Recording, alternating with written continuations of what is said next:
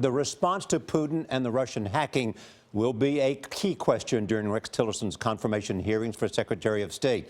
This week, former Defense Secretary and CIA Director Robert Gates endorsed Tillerson's nomination. He called the ExxonMobil CEO a person of great integrity. On PBS last night, I asked Gates about Tillerson's relationship with Russia's president. Gates once told President George W. Bush that he looked into Putin's eyes and saw, quote, a stone-cold killer. So how does Rex Tillerson, when he looks into Vladimir Putin's eyes, what does he see?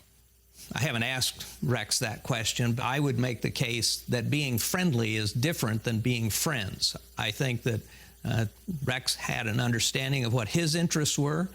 I think he dealt in a business-like fashion with Putin. I think one of the challenges facing the next president is how do you thread the needle of stopping the downward spiral in U.S.-Russian relations that is potentially quite dangerous, and at the same time push back against Putin's aggressiveness, bullying, and general thuggery.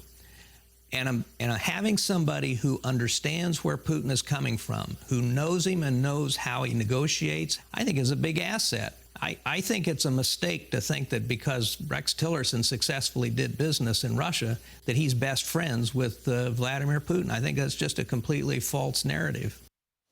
What is not false is this is a very serious business now because of the revelations about Putin.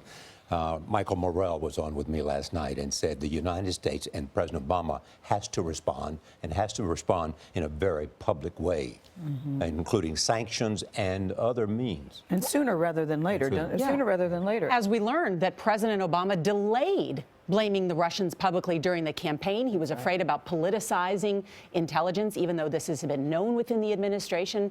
But the repercussions that a foreign government tried to influence our election is a serious one, and there's got to be a serious response. And Michael Morrell calls it an equivalent to a political 9/11. Yeah, and it should be chilling whether you're a Democrat or a Republican. This is not a partisan issue. This is something everybody should be And it has to happen by President Obama. This is not something that can wait. That's right. Because it happened on his watch. To be continued for sure.